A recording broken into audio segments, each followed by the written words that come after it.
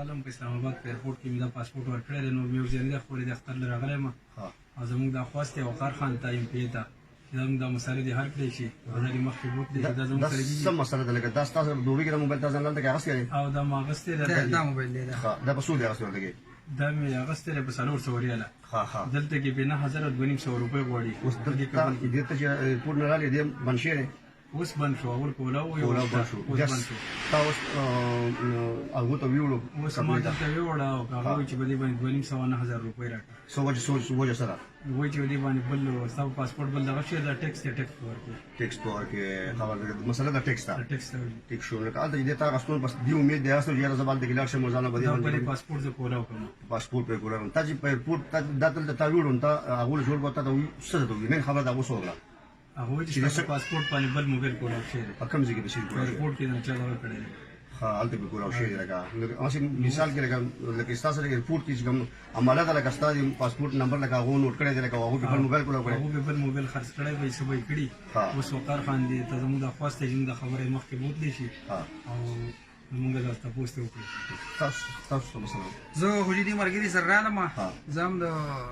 کابل دې تحصیل کورلی اوسېدونکی یم زه ما ته ویې دا موبایل کولاو موږ دې مکتب ته ورغلو د ټینینار دې ته نو هغو وایي چې په دې باندې خو 9,000 روپۍ ټیکس دی او پاسپورټ د سره نو بغیر دغه نه به یې داخل کړو لکه ټیکس نه به یې آزاد کړو صحیح ده نو هغه پاسپورټ چې ولده ورکړو ده ورته هغه ته وایي چې په دې خو الریډي باندې یو موبایل شوی دی نو دی خو اوس راغلی د اختر نه مخکې پاسپورټ یې چاله ورکړی نه دی خو په ایرپورټ کې نمبر چا والی دی که نه نو زموږ سره مطلب دا دوه قسم ظلم کېږي یو خو دا ظلم دی دا په 400 ریاله اخیستی دی نو هلته یې هم واخیسته او دلته به یې دوباره بیا حلي صحیح شوله بل په ایرپورټ کې زموږ نه ټیکس اخلي دا نمبر واخلي نو مطلب دا دی چې دا خو زموږ سره دوه قسم ظلم روان دی هغه نمبر زموږ خرڅ کړی شي بل ځای هغو خرڅ کړي امیګریشن والا پې پیسې واخلي نو زما د اعلی حکامو ته عمران خان ته دا خواست دی چې دا ټیکسونو دا مسله دی یا بند کړی شي او یا په دې باندې غور وکړی شي چې زموږ د مسافرو سره دا ظلم نه کېږي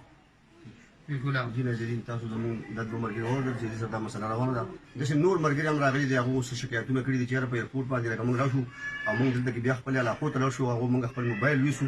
او هغه بیا موږ هلته کې ګورو او فرنچایز ورته موږ وښیو نو هغوی چې په دې باندې بل موبایل چې دی نو هغه پې چې کوم دی رجسټر شوی دی په پاسپورټ باندې نو دا مسلې چې کوم دی ډېرې زیاتې شوي دي نو په دې حواله باندې د حکومت نه دا مطالبه کوي چې مهرباني وکړئ یا خو د ټیکس ته مسله ختمه کړئ او که فرض کړه ټیکس ته مسله تاسو نشئ ختمولی نو لکه د کوم سړي چې خپل موبایل دی نو په هغه باندې د هغه په پاسپورټ باندې دا ډالر رجسټر کېږي او کوم دا دوکې او کوم فراډ چې روان دي